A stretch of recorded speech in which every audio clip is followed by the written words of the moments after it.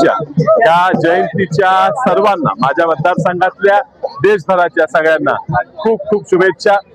संविधानाचे निर्माते डॉक्टर बाबासाहेब आंबेडकरांच्या संविधानाची सुरक्षा आणि रक्षण करायची जबाबदारी ही तुम्हा आम्हा सर्वांवर आलेली आहे आणि आपण सगळ्यांनी मिळून ते करायचं आहे। या संविधानाचे मागचे जे विचार होते, हे देश एकत्रित कसा ठेवायचा, या देशातील प्रत्येक घटकाला न्याय कसा पोहोचवायचा, ही जी संकल्पना होती ही आपल्या सगळ्यांना डॉक्टर बाबासाहेब आंबेडकरांनी दिली आणि ती संकल्पना गावोगावी खेड्या वस्त्यावर अगदी प्रत्येक समाजाच्या घटकापर्यंत पोहोचवण्याची जबाबदारी ही आपली आहे।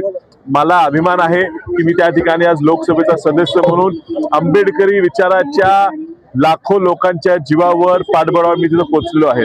डॉक्टर बाबासाहेबांचे नातू बाळासाहेब आंबेडकर साहेबांनी मला त्या ठिकाणी पाठिंबा दिला म्हणून माझा हा विजय शक्य झाला, हे कधी विसरून चालणार नाही। आणि ही आपली सगळ्यांची जबाबदारी आहे संरक्षण करायचं ह्या संविधानाचं, आणि संविधानाची मुळं ही कधी विसरायची नाहीत। आणि म्हणून आजच्या दिवसाच्या सगळ्यांना ह्या जयंतीच्या खूप खूप शुभेच्छा देतो। या ठिकाणी सांगलीत नव्यानं या ठिकाणी डॉक्टर बाबासाहेब आंबेडकरांच्या पुतळ्याचं आगमन या ठिकाणी करून या ठिकाणी त्यांचं पुतळा बसवण्यात आलेला आहे। अत्यंत सुरेख या ठिकाणी पुतळा व तो परिसर हा बदल जो झालेला आहे, चांगला बदल झालेला आहे। जे जे संयोजक ज्या ज्या लोकांनी यात हातभार लावला त्या सगळ्यांचे मी मनापासून आभार मानतो। तुमच्या सगळ्यांचं अभिनंदन करू। पुन्हा एकदा तुम्हाला सगळ्यांना शुभेच्छा।